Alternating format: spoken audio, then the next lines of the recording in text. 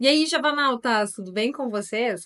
No vídeo de hoje eu trouxe 10 dicas para quem está iniciando no mundo da programação.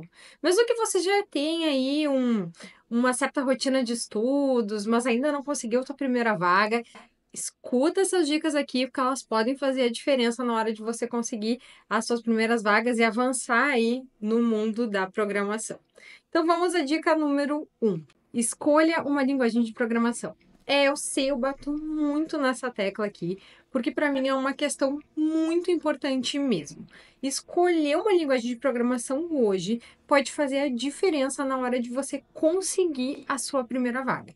Isso porque quando você escolhe uma linguagem de programação, você avança mais naquela linguagem, você se torna um especialista nessa linguagem, é muito mais fácil entender todos os seus conceitos, então quando você vai para uma entrevista, você vai muito mais confiante. Se você começar a estudar um pouco aqui, um pouco ali, um pouco Java, um pouco JavaScript, um pouco HTML, um pouco CSS, parece que você nunca chega ao fim de nada. Então, acho que a trajetória é muito mais longa quando você ainda não escolheu a sua linguagem de programação. E aqui eu deixo sempre a minha dica, puxando para o meu lado, escolham Java. Porque Java é uma linguagem forte, uma linguagem de back-end altamente tipada, tem uma gama aí de empresas que usam Java como tecnologia de back-end, tanto empresas nacionais quanto empresas internacionais, empresas fortes, nomeadas, com reconhecimento.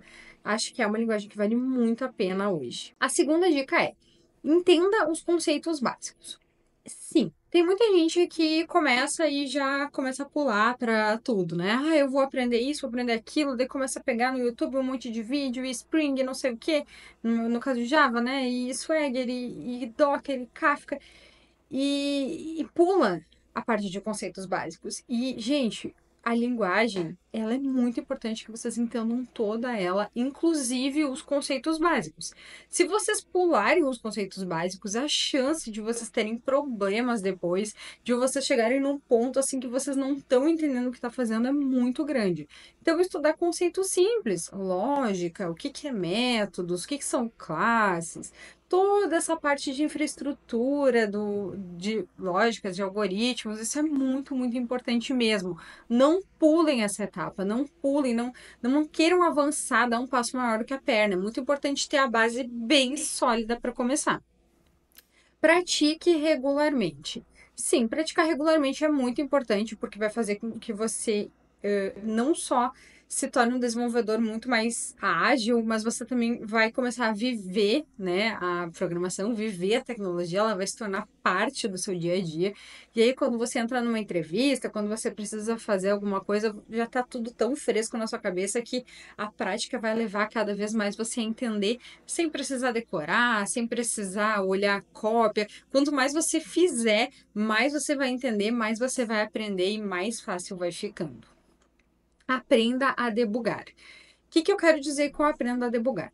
Porque quando você fala em debugar, eu estou falando também em aprender a entender erros, aprender a encontrar soluções para os seus problemas, aprender a olhar o que está acontecendo no seu código, entender o erro que está acontecendo, se está acontecendo algum erro e entender o que você precisa fazer para consertar esse problema. E uma das coisas que pode ser feita com certeza é usar o debug, né? O debug ele é bem legal, principalmente para quem aí está começando, quer entender o que que os métodos fazem, por que que um erro está ocorrendo. Quando você usa o debug, você vai passo a passo naquele código, é muito mais fácil de entender o que está acontecendo, por que que aquele erro está ocorrendo. Leia o código de outros. Eu sei, é muito mais fácil ler o nosso próprio código. E muita gente comete o erro de ficar só no seu código, só no seu código. E aí você vai saber entender o que você está fazendo, mas você precisa também entender o código das outras pessoas. Sim, porque o código das outras pessoas é com o que você vai trabalhar quando você vai entrar numa empresa. Geralmente, os programadores mais júniores, eles entram na empresa para trabalhar em cima de métodos e funções e outras coisas e adaptações em códigos feitos por outras pessoas. Então, vocês vão precisar entender o que esses códigos fazem também.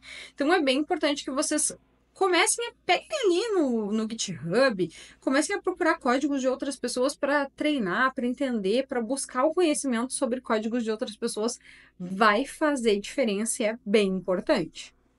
Entenda a lógica de programação. Sim, lógica de programação é base. Você precisa entender. Lógica de programação não é uma etapa que se pula. Aliás, no meu curso lá, no meu treinamento, minha vaga Dev Java, é uma etapa crucial que todos os meus alunos passam. Vou deixar o link para quem ainda não se inscreveu no meu curso aqui na descrição do vídeo. Não perde a oportunidade de aprender de uma forma detalhada, de uma forma que você consiga entender, que você consiga avançar os degrauzinhos passo a passo. No final ainda tem toda aquela parte de currículo, LinkedIn, certificados que faz toda a diferença na hora de a gente conseguir a nossa vaga. Então vou deixar o link aqui para quem quiser saber mais.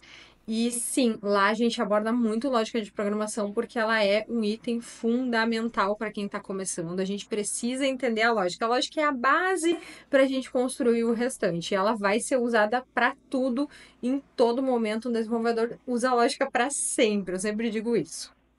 Envolva-se com a comunidade. Aqui é participar de grupos de Facebook, tentar se inserir nos grupos que vocês conheçam que tratem sobre o assunto de programação, entrar também e se envolver no LinkedIn, comentar, curtir, postar o que for relevante, né? O que vocês fazem lá no LinkedIn é bem interessante participar da comunidade como um todo. Vocês começam a entender mais, começam a entender os problemas dos outros, e assim, quando vocês passarem por coisas parecidas, vocês já têm uma vivência maior. Construa projetos pessoais. Sim, construir projetos pessoais é uma das dicas mais importantes que eu vou dar aqui, principalmente para quem está começando e tem dificuldade em saber como estudar, como treinar aquilo que você aprendeu. Então você vai lá, fez o curso da Javanauta, né? Concluiu, já fez seus projetos, microserviços, tudo que a gente trabalhou lá. E agora você precisa treinar mais, né? Porque você fez tudo aquilo, mas agora você precisa colocar em prática com as suas próprias mãos, com a sua própria mente, né? E aí você tá lá, o que que eu vou fazer? Como que eu vou treinar isso? Treine com os seus próprios projetos. Quando eu falo em fazer projetos pessoais, eu penso sempre no seguinte: olha ao seu redor, olha o seu dia a dia. O que no seu dia a dia que você usa que você gostaria de replicar para um código, que você acha que seria interessante transformar em alguma coisa que faça sentido, um código que faça sentido para o seu dia a dia, seja lá uma biblioteca de livros, enfim, uma biblioteca de fotos, um agendador de tarefas, coisas simples como um, uma tabela de controle de custos, de despesas financeiras, de casa, enfim, várias coisas que vocês podem ver no dia a dia que façam sentido na vida de vocês. Escolham uma delas e se desafiem a fazer sozinhos, tá? É bem importante que você se desafie a fazer isso sem a ajuda de ninguém, sem a ajuda de YouTube, de cursos, de outros códigos. E aí, assim, poxa, comecei a fazer, senti dificuldade, pesquisa sobre o que você sentiu dificuldade, volta e começa a fazer de novo. Então, tenta fazer um pouquinho, assim, pelo menos sozinho, e depois vai avançando e procurando ajuda em pontos mais específicos, mas não peguem o código de alguém e comecem a fazer do zero com essa pessoa, porque aí você não está treinando, né? Você tem que treinar usando a sua própria mente, os seus próprios conhecimentos.